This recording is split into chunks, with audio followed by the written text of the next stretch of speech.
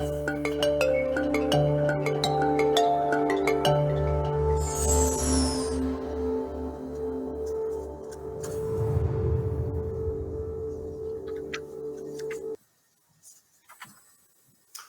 días, buenas tardes, buenas noches.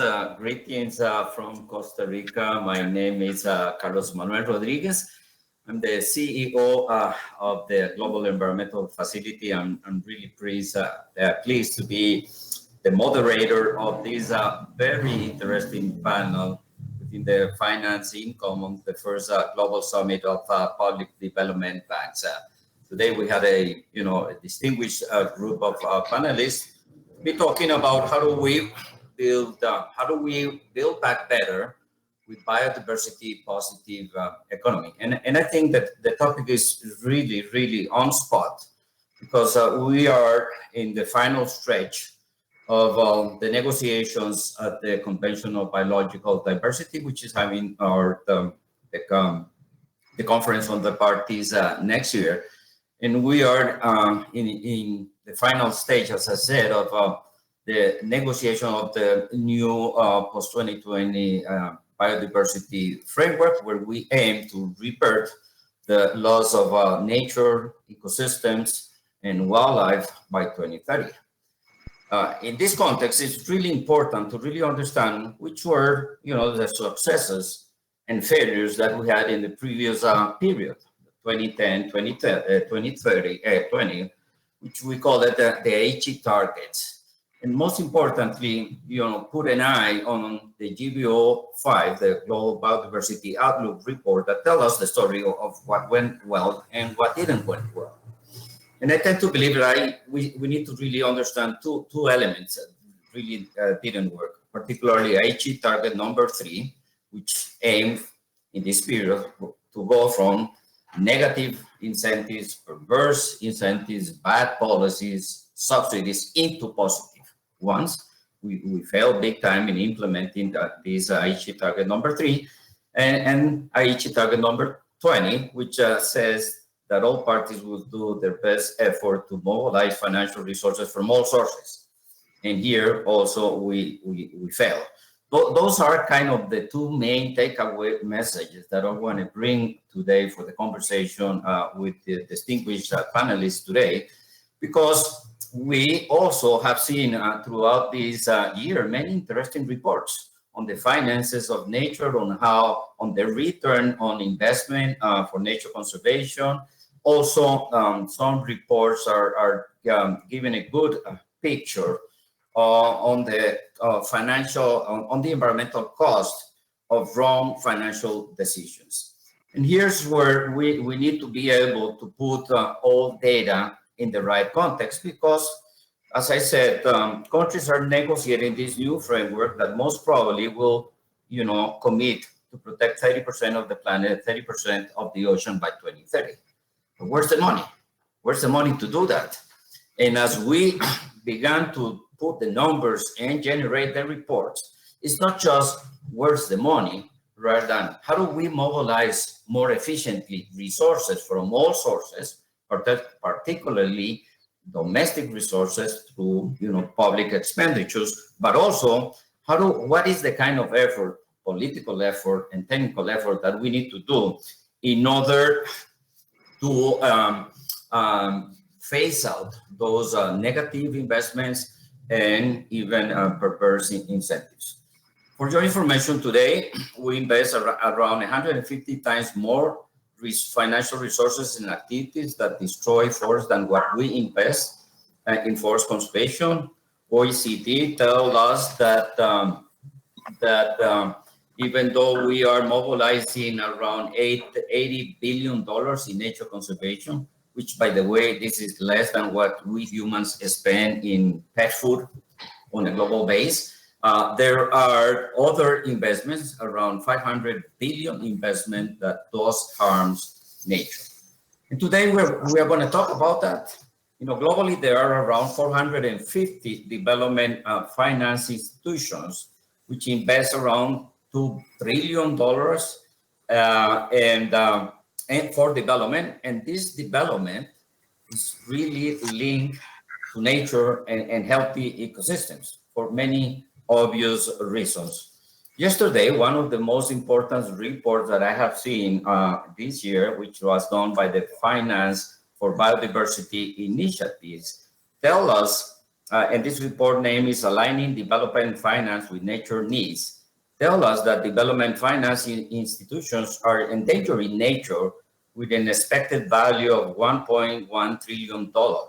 This is the first analysis today to place monetary value on financial institutions that potentially harm to nature.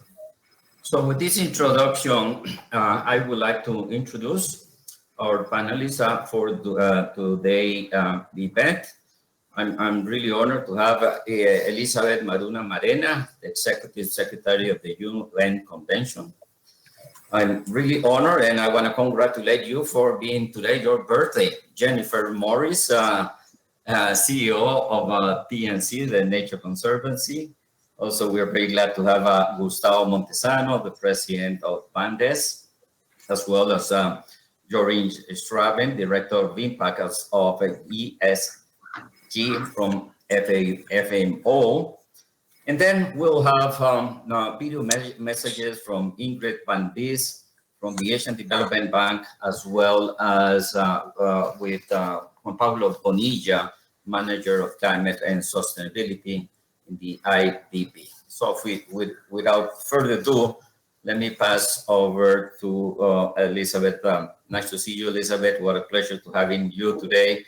As I said, we are in this final stretch over soft SBI and many things. Really, I see a big momentum because the science and the economic information is there. And probably we never had that, ongoing momentum around the narrowing the conceptual gap of nature and prosperity as it is today. So in this context, from the perspective of the Rio Conventions, and particularly on the CBD in a post-COVID world, and with the incoming COP15, why and how to finance nature-based becomes a safety net for humans?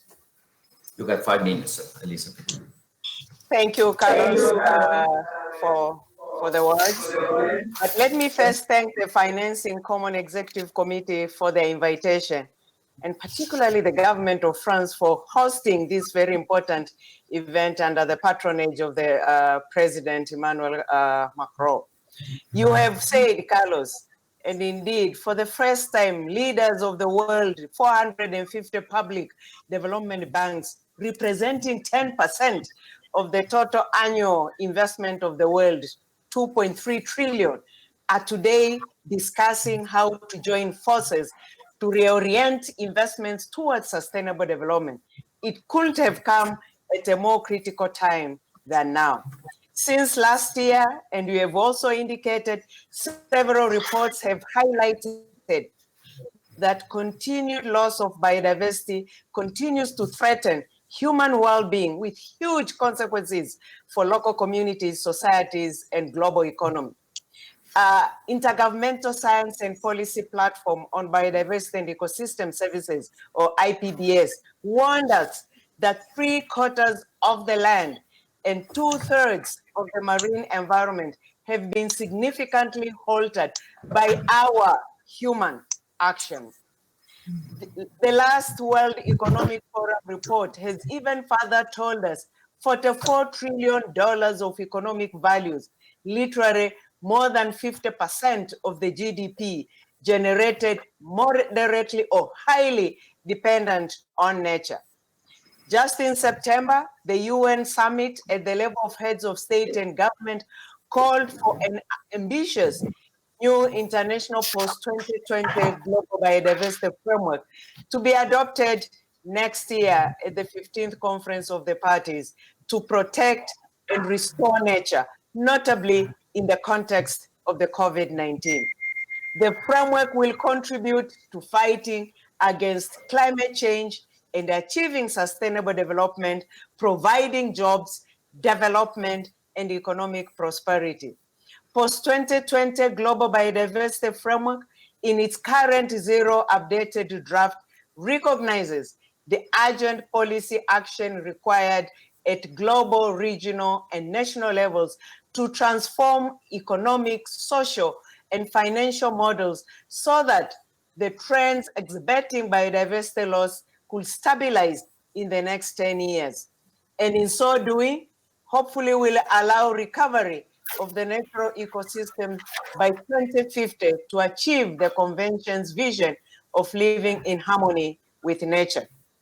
You have indicated mobilization of sufficient financial resources will be key, as well as development of capacities at all levels and the mainstreaming of biodiversity in economic sectors.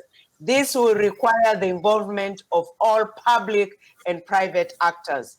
In these critical areas, I believe that the financial sector, in particular, the public development banks, have a key role to play in the transformation of economic sectors by financing biodiversity positive friendly economy. You have mentioned the new report, Finance for Biodiversity, which estimates that quarter of the development finance institutions' overall collective balance sheet, 3.1 trillion, highly dependent on nature, and the value of nature put at risk by their lending activities amounts to $1.1 trillion per year. So by managing the risks, dependencies, and impacts of their investments on biodiversity, by mobilizing funding for pro-nature economy, by helping public policies to create an enabling environment to attract private funding, by leveraging investments in nature-based solutions, they will contribute to boosting economies for people and biodiversity as a safety net against future systemic risks. The public development bank's engagement will facilitate the recovery of natural ecosystems, as well as contribute to achieving the Paris Agreement on climate, as biodiversity loss and climate change are intrinsically interconnected. I'm therefore really counting on the Public Development Bank, and I hope to really see commitments for biodiversity finance in the coming months before the next conference of the parties and beyond. So to that effect, the common declaration of the public development banks signed today and the position of the 26 public development banks of the International Development Finance Club really represented here by the Brazilian Economic and Social Development Bank is really encouraging and good to see Gustavo with us.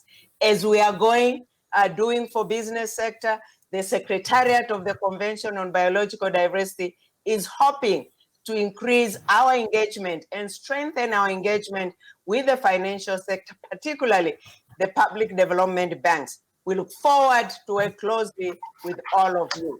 This summit and this panel will be a valuable contribution to our journey to Conference of the Parties between next year. It will help to put us firmly on our path to sustainable future for us all. Thank you, and thank you very much. Well, thank you so much, Elizabeth, for your very compelling remarks. Now let me go over with Jennifer Morris. Again, Jennifer, congratulations for your birthday today. I hope next year when we celebrate your birthday, we already have coffee theme on our back pocket and looking to COP26. So as a representative of the big global conservation organization, Jennifer, what is your expectation from public development banks in terms of, reading their portfolio, putting, going from beautiful, very nice safeguard into positioning, a green DNA in their operation? Great. So thank you so much, Carlos. It's wonderful to be here with all of you. And I also want to extend my thanks and congratulations to you, Carlos, for your appointment as the head of the DEF. I can't imagine a better person at a more important time to be leading this amazing institution. And I also want to extend my appreciation for the Finance and Commons Summit and, of course, AFD for hosting us today. So I'm honored to be here on my birthday representing the Nature Conservancy, but also critically other leading conservation organizations, including the Wildlife Conservation Society, Conservation International, the Worldwide Fund for Nature, the International Fund for Animal Welfare, the Conservation Finance Alliance, and the Campaign for Nature. And while I'm representing a group of traditional environmental organizations, we know that this is not just about saving nature for nature's sake. This is about preventing the next pandemic and protecting our economies. In fact, the World Health Organization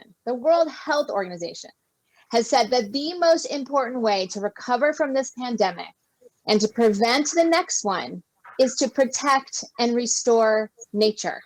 So it's about our health, and it's also, of course, about our economies. Right now, we are all focused on how to build back our global economies in a post-COVID world. And I would argue here today that to do this, we must have a healthy planet. The institutions represented here today are critical to ensure that this happens, as Elizabeth so eloquently stated.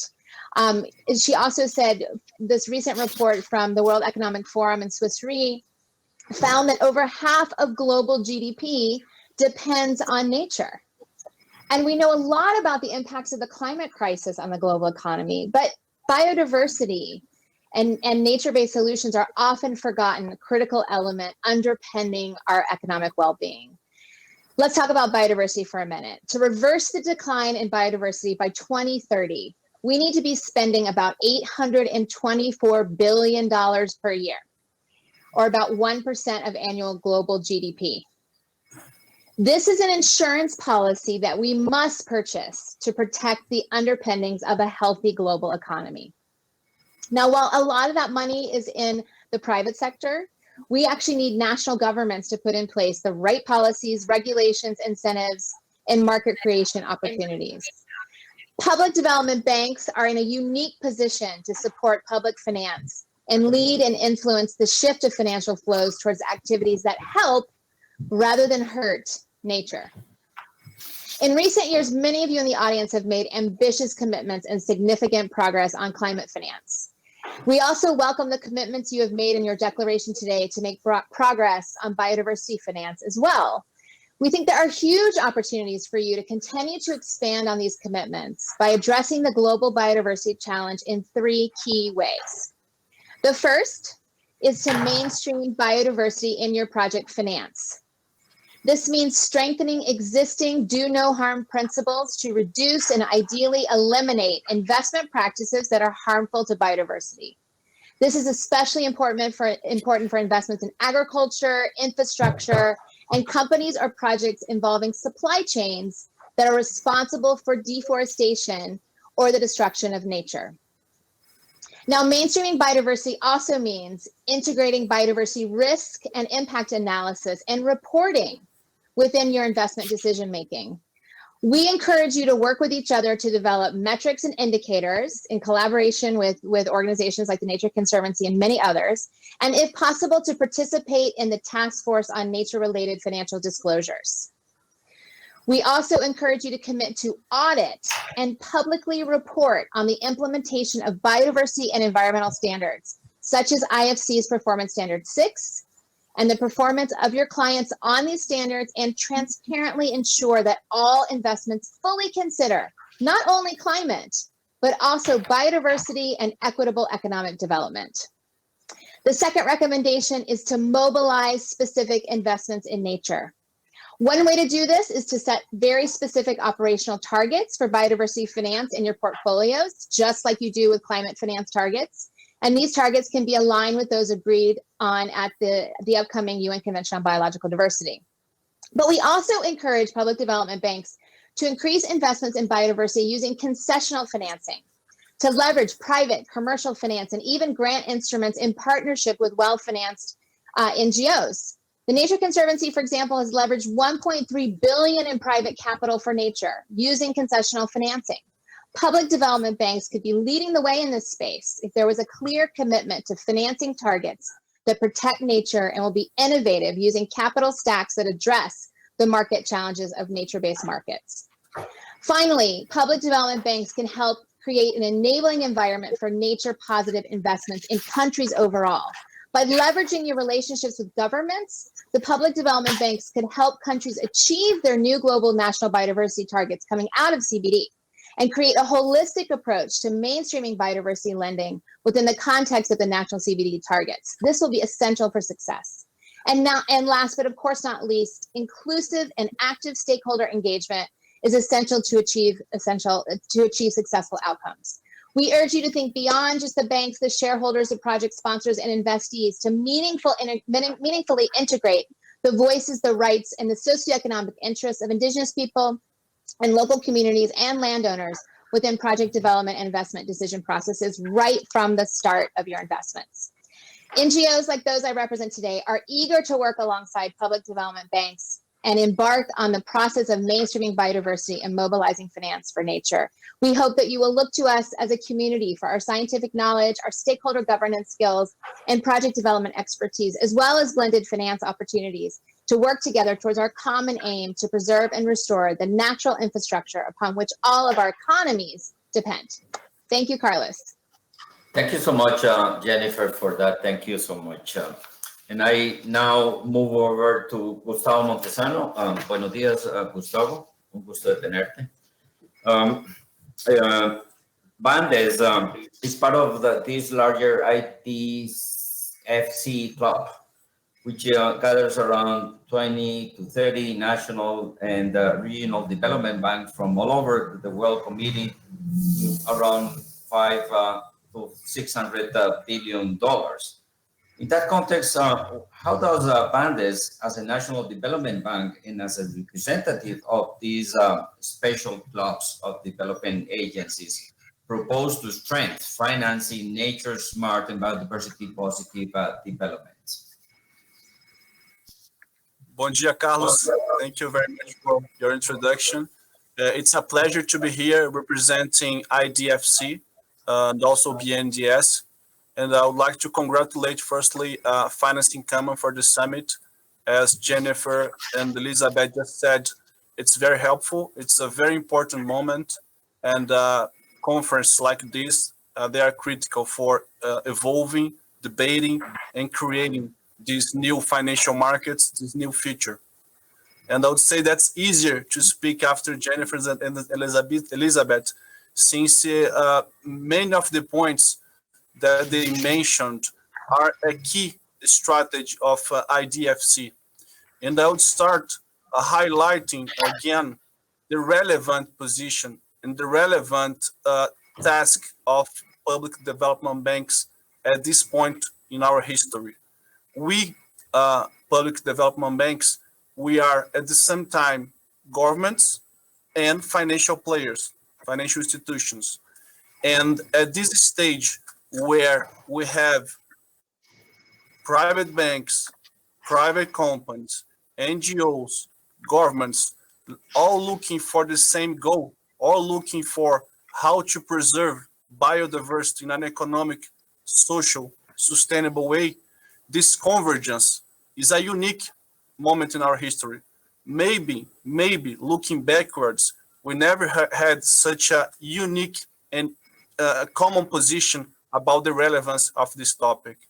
Having said that, being able to bridge between government and financial market in a moment where we need to innovate, we need to create, we need to develop new trends is a privilege and is a critical function for our society. And that's why I've been saying for the last year, the era, the moment for the development banks has come again.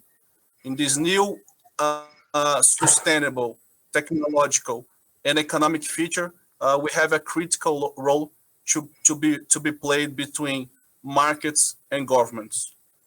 And that's why institutions and clubs such as the IDFC, at this point in time, they are so important. The more we discuss together collectively and we align the next steps, we decide where is the path, I think the better will be our job. Because articulating and gravitating, maybe that's the best word, on the same direction is very important. since we are moving towards a future where the unknown is something that we need to say that's relevant. We're moving to a new economy, a new financial markets, a new way where governments will interact with private banks and private players. And that's why, and I think Elizabeth mentioned that as well, it's so important, this kind of declaration, the joint declaration that we are signed about principles and commitments over biodiversity. And again, this is just one example of the relevance of this close interaction between all those international development banks. And if I have to highlight one of our key agendas, and we discussed that last year in during the IMF meeting, if you have to highlight one critical point that we are working collectively is under SDG metrics, and how can we standardize our taxonomy over non-financial impacts of our actions. It's not easy. We know that it's a new technology, something that we are still evolving, but having this common view about how to create global standards is critical. We know that's challenging. However, seeing the speed of technology evolving and how it's moving so fast, we can be sure, and we can be betting that technology will be playing a critical role on how to measure those SDG and non-financial impacts of our actions. And speaking more precisely and more specific about biodiversity, as an example again about the relevance of the SDG standard metrics, and taking a little bit on what Jennifer has said, I think we as a financial community, we already are very, I would say, paying a lot of attention about the deteriorating negative impacts of new plants, new projects. We know that when you build something, you likely destroy something. And we are paying attention to that. And we have banks and investors looking. Of course, we need to evolve, we need to do new improvements, but we're looking on that part of the table. We are also, I would say, pricing decently when we regenerate biodiversity. When something was destroyed, we pay attention and we price, and we can count about what's the cost and benefits of regeneration. However, when we look at standing biodiversity, I think we still have a big job to be done. Because again, we price somehow well when we deteriorate, we pay happily when we regenerate. However, having a taxonomy and a metrics for just preserving and for just paying for those that are standing biodiversity, standing forest, I think we still have a long journey to move on. And again, that's just one example about the relevance of having a clear and standard global taxonomy. And with this, I finish my message, Carlos, and thank you again for your moderation. Pleasure to be here. Oh, thank you so much for that, Gustavo. You know, for those of us who have worked on the front lines of conservation, it is musical to our ears to hear you with this vision. And definitely, I strongly believe that the greening of the finance sector won't be a top-down process. It will be a bottom-up approach where young guys like you began leading these organizations. So that was great. Now, you will listen to the insights of the Asian Development Bank in the person of Ingrid Van Wijs, which will explain us how green recovery may be the opportunity to not only mainstream biodiversity conservation, but most importantly on the switch and transition on their investment portfolio, which is very much in investment in infrastructure, and how the Asian Development Bank is moving towards financing positive biodiversity. So let's hear Ingrid. Ladies and gentlemen, it's my great pleasure to address you as part of this distinguished panel on biodiversity. I would like to start with a confirmation that ADB's operations are largely aligned with the summit's goals to reorient and leverage our financial flows to reduce climate change and achieve SDGs. In 2018, we updated our strategy, and I'm proud to share that currently 75% of our projects benefit climate change. All our projects serve various SDGs, but we have a special spotlight on SDG 5. 75% of our projects have to enhance gender equality. However, despite our efforts, we realized in 2018 that much of our projects were focused on terrestrial investments, and SDG 14 was underserved. To counter the accelerated degradation of oceans, marine ecosystem, and biodiversity in the Asia-Pacific, we launched in 2019 a Healthy Ocean and Blue Economy Action Plan. The action plan benefits from a 5 billion commitment of ADB. The funds will be used for TA assistance and catalyzation and mobilization of third-party funds. The action plan will focus on the protection and restoration of marine and coastal ecosystems, a reduction of pollution, and the creation of inclusive and resilient coastal communities and livelihoods. For the protection of biodiversity, I would like to share 3 recommendations. First, elimination and redirection of subsidies for harmful activities. At least $20 billion of annual fishery subsidies are harmful and counterproductive. They benefit large industrial fleets and increase their fishing capacity, which comes at the cost of further overexploitation of fish stocks and unfair competition to artisanal farmers. We should assist policymakers in pressing the reset button and redirecting these subsidies towards sustainable initiatives. In addition, we need to support governments in investing the sizable COVID-19 recovery packages in more sustainable and resilient infrastructure, in creating conducive ecosystems and blue economies. Second, if we're serious about mitigating the impact of developments on ecosystems and biodiversity, we need to improve safeguards and risk management of all investments. We need to ensure timely assessment of potential environmental impacts and risks for project development. This can be done through the adherence to best practices, such as the G20 principles for quality infrastructure. And when we talk about safeguards, it's essential to apply a common set of standards to protect the biodiversity. Here it's important that we stick together to avoid funding projects that fail to meet adequate safeguards, resulting in significant human casualties and destruction of nature. This was the case with a power plant in one of our member countries, where anticipated risks did materialize at the cost of humans and at the cost of nature. When we have assured timely access and agreed the standards, the final part of the jigsaw is the development of a toolkit to measure potential impacts. I can share 2 ADB examples.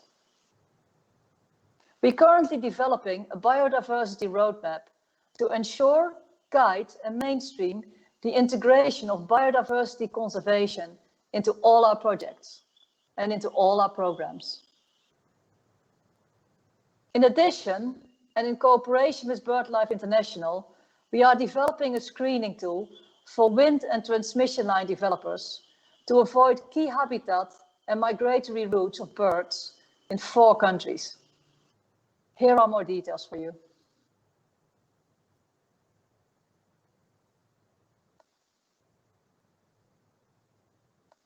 I now come to my 3rd and final point on how we believe we can expand finance for nature-positive investments. Key ingredients are transparency, regional cooperation, and financial innovation. Transparency can be enhanced in 2 ways. First, the implementation of natural resource accounting. The very accounting for natural resources, their value additions and their value declines, creates transparency on not only the state, but also the potential of national natural treasures, and induces accountability. To assist with the redirection of investments towards sustainable initiatives, transparency for both investors and financial institutions should and can be improved. This can be achieved through, for example, independent ESG ratings for large investments.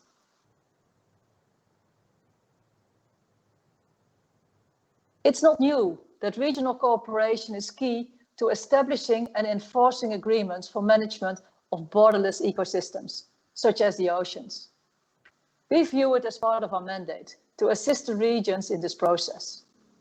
Since 2007, ADB has been supporting the protection of the Coral Triangle, a unique biodiversity hotspot in Asia and the Pacific. The aim of the Coral Triangle initiative was to significantly strengthen the regional policy dialogue by building institutional capacity and improving governance of marine protected areas. Financial innovation and assistance are not needed for bankable projects, but are essential for blue projects suffering from a lack of bankability. Heightened credit risk or revenue shortfalls are often mentioned as the main hurdles to bankability. Blended finance and leverage finance can play a catalytic role in lowering these risks and bridging revenue gaps, enabling private sector participation.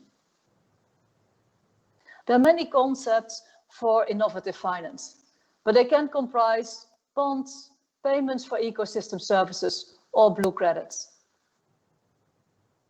As you've heard, there are many challenges, and we need all hands on deck to build a resilient, inclusive, and sustainable future for the planet's ecosystems, ourselves, and the next generation.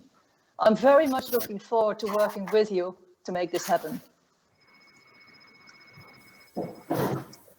Thank you so much, Ingrid, for your message. And I now go over to Jorin. I hope everybody is doing very good over there in The Hague.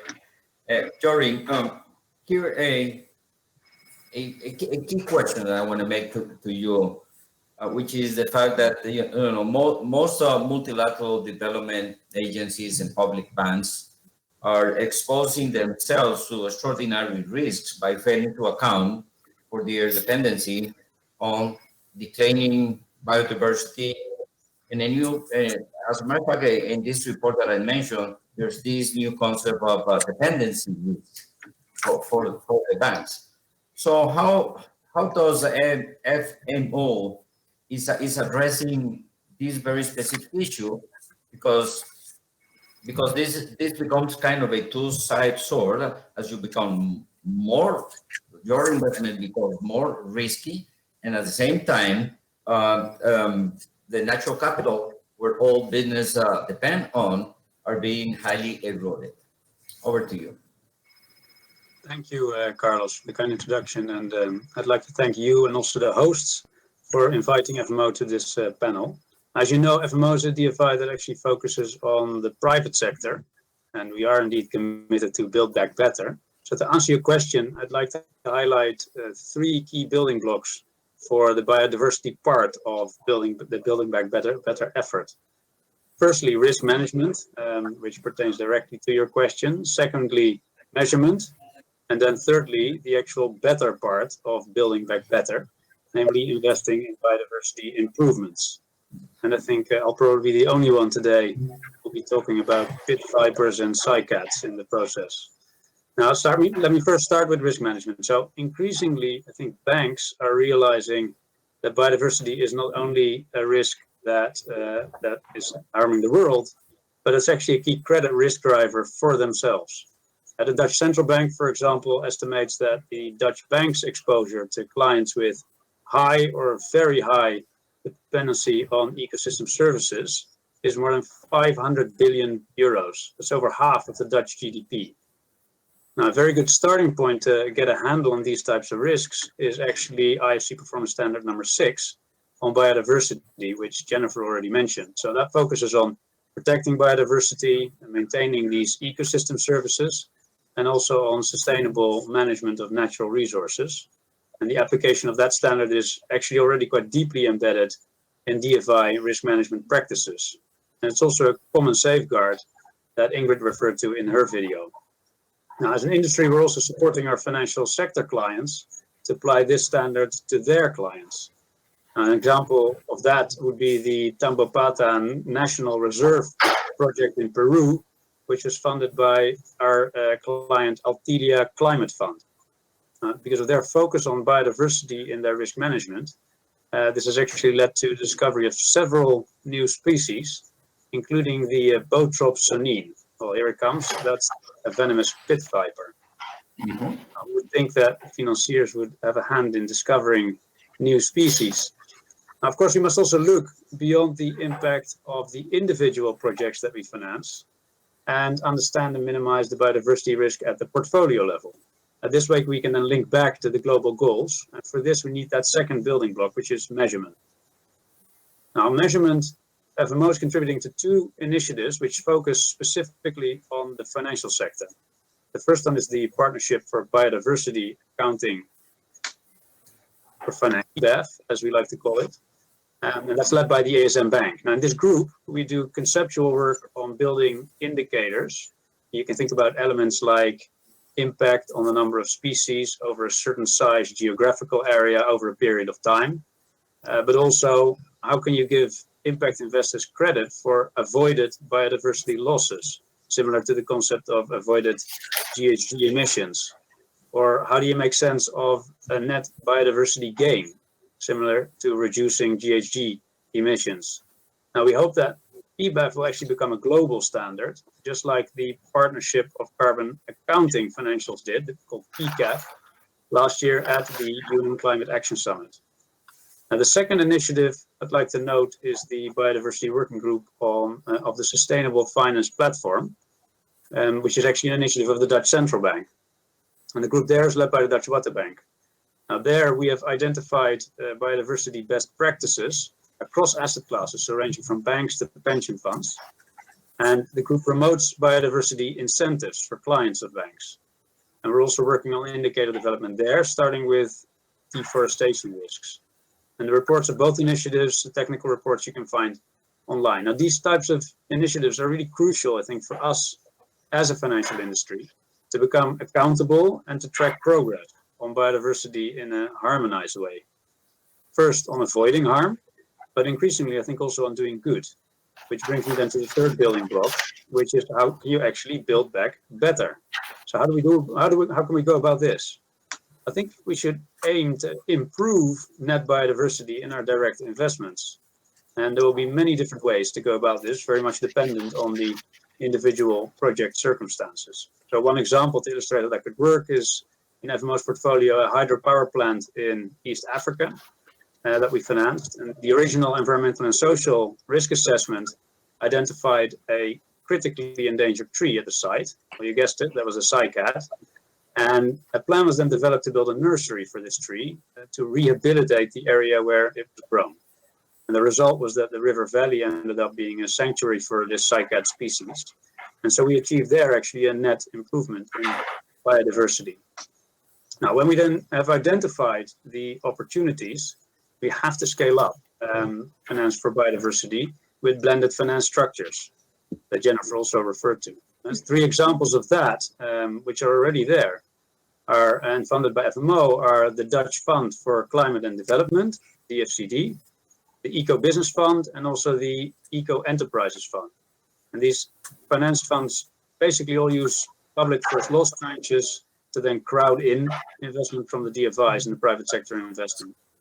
So, for example, the DFCD launched with 160 million euros of seed funding from the Dutch government, and it then aims to mobilize $500 million worth of private finance.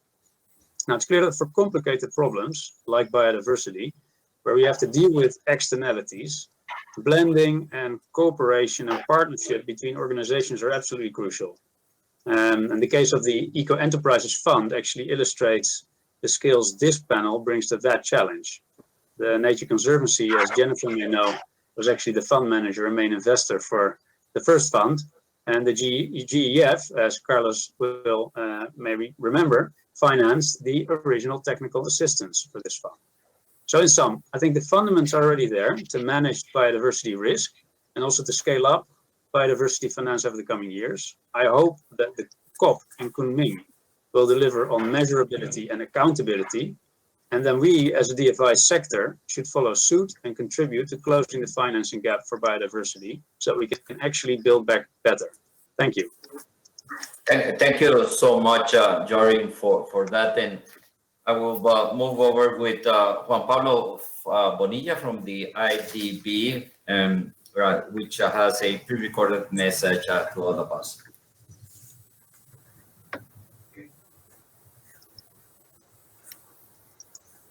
I would like to express my gratitude to the government of France and AFD for inviting the Inter-American Development Bank to be part of this very important panel. For Latin America and the region, as President Mauricio Claver Carone has expressed, growth and employment generation is going to be the key for our region, but at the same time, sustainability needs to be part of that agenda. We have a very important challenge that is not only valuing biodiversity and natural capital, but financing innovation to be part of development and sustainability for the future.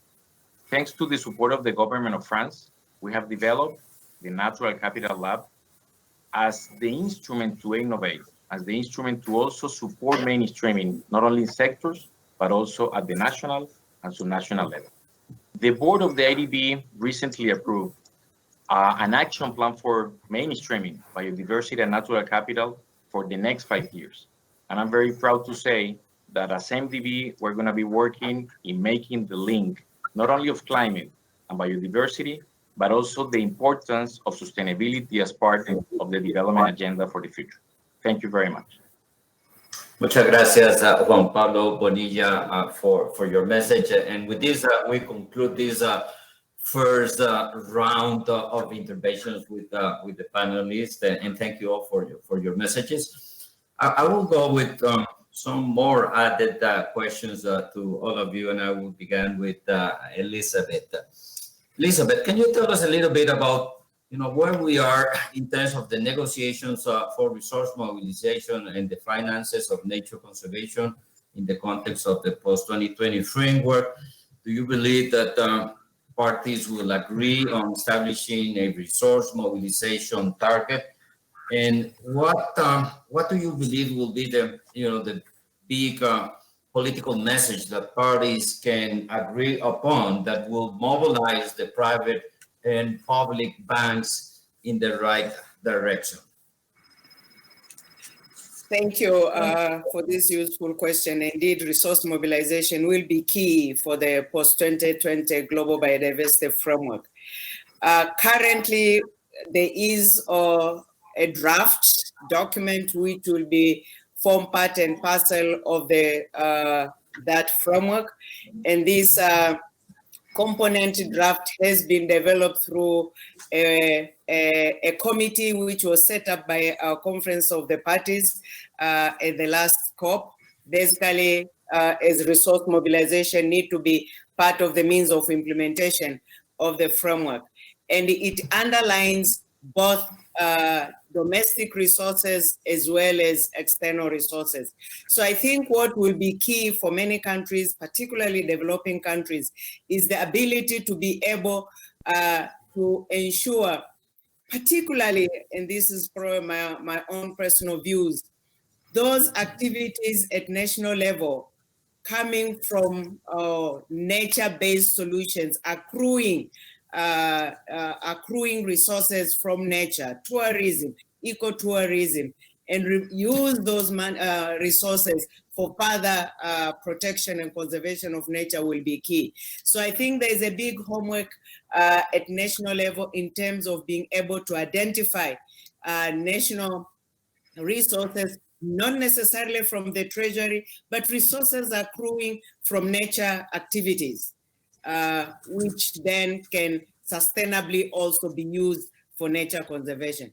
Of course, for many developing countries, it's also an expectation that more financial resources will also be coming in, because from our latest report, Global Biodiversity Report, Aichi Target 20, which was on financial resources, although the international financial flows doubled, but still was not adequate to support the implementation of the Aichi targets. And Jennifer has indicated the figures needed per year to be able to do that. So we hope that that aspect of international flows will increase. Delighted that we see now more and more financial sector coming on board and really engaged in this biodiversity discussion. And this Financing Common Summit is a clear demonstration of that. And this gives us hope as we move forward for implementation of the framework when it is adopted. Thank you. Thank you so much, Elizabeth. I look forward for that. Jennifer, you represent the big global conservation organizations, which, you know, for 30 years has been the front line of conservation. But very recently, with a lot of force, the organization that you represent has been providing us with a lot of very interesting economic information on the cost benefits and their returns on protecting nature. And I want to highlight the Waldron report from Campaign for Nature and TNC's Paulson report. This is great. We've been able to make the economic case. So what do we need to really, begin moving the oil tanker in terms of, priority setting and finance priorities towards the right direction? Yeah, well, I think you mentioned it actually in your framing, Carlos, that our failure to address harmful subsidies is a really key component. I mean, we, in this report that you mentioned that the Paulson Institute, Nature Conservancy, and Cornell Institute, Atkins Institute developed together, basically said there's a $700 billion a year gap that we need to fill to finance biodiversity in the way that will ensure that it provides the underpinnings we need for all economies. But that doesn't just mean that the private and public institutions need to put that money into biodiversity. The best way, the fastest and easiest way, is to just redirect those subsidies for activities that actually protect nature. And if we could even partially do that, we would go such a long way in achieving the SDGs and certainly some of the CBD targets. But so the will that the governments need to have to do this is clear, and also the influence that the development finance institutions have on those governments to do that, to see that there are market opportunities and really redirect those subsidies to regenerative agriculture and other things, renewable energy, et cetera, that will really help us so much in filling that gap. Okay. Yes, we all understand that, but as as a foreign minister of a country, I can tell you that behind a subsidy, there's a lot of groups of interest. And in most cases, the subsidy won't change because of the will of the president or minister. Things need to go to Congress. So here is where we got those major challenges. And I tend to believe that CI and TNC were, very keen on helping countries understand how do they do the gradual transition from a reverse incentive into a positive one, no? Yes, absolutely. And I think finding bankable projects and celebrating those and highlighting those is one really important way. And I think FMO and BNDES here have shown that in spades, as has AFD, quite frankly. They've found blended finance vehicles to invest in that actually are nature positive, that support SMEs and even large-scale businesses to promote nature and to highlight those and demonstrate that there is a market that's growing for these types of solutions, I think is a critical way. And to have this group in the IDFC as almost like a pre-competitive space to share those lessons with each other and then to promote that in each of the countries, I think is a really important place to start. Thank you, Jennifer. Now I move over to to Gustavo. I said, Gustavo, that while I was hearing you, it was like, music to my ears. So two things jumped to my mind. One, the leakage effect. You're a big bank, national bank. By moving towards the green financing, may means that some of your clients will, look for other banks, private and smaller banks that probably are not as clear and committed, and there may be kind of a leakage effect within your clients. And the other questions that I do have, in order to move the big oil tanker, I'm thinking of the multilateral national public banks. The governments need to step in and be able to level the economic playing field. Otherwise, you will be in risk of maintaining your share of the market. So what is your take on these two questions? Carlos, thank you very much for the question. And I will answer that in two ways. Firstly, we as a development banking, we have the privilege of not being concerned about our market share. We are concerned about how Brazil is evolving as a country, how our environment is being protected, how people are being treated, and if they have jobs or not. The size of our loan portfolio is a consequence of that. Let's suppose, for example, it's not true today, right? Let's suppose that the private market can do our financial effort that we are doing today. We should be fine with that because there will be new jobs for the bank and we could do new things. So we don't fight for market share. We fight for purpose and for the impact. But we have the privilege of being a public bank that permits us to behave in this way. Secondly, when you look at our clients, and we as an honest banker, we should be advising our clients well. And that's why, in our view, the ESG market or the ESG standard is not a bucket in the side of the table where you have like the ESG market and then you have the ordinary traditional market. ESG is grabbing the table.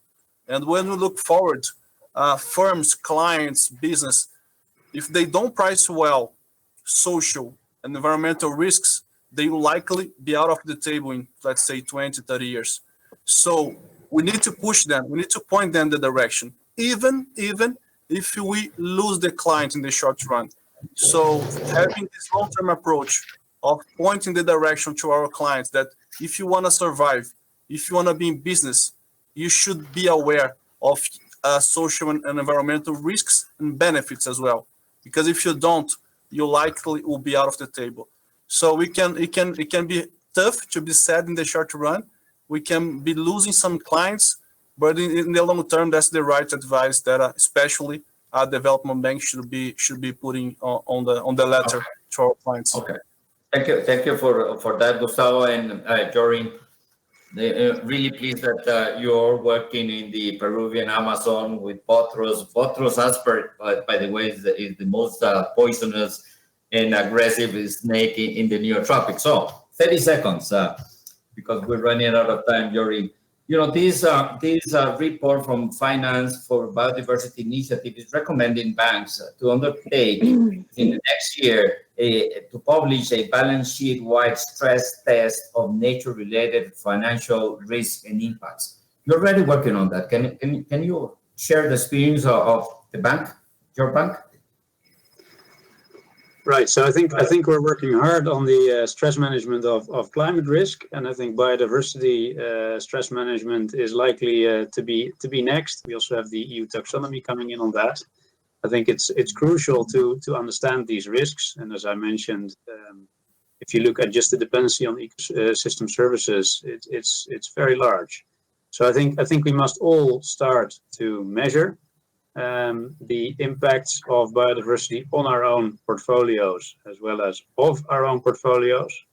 And then I think we can move to changing and shifting our balance sheets towards the positive impact space, which is absolutely necessary, as well as avoiding some of the highest exposed sectors that we're currently being exposed to by investing in ecosystem services dependent investments. Thank you for that, Jorin. And with this, we finish our panel for today's. I thank you so much for all of your comments, inputs into this panel, which was extremely successful.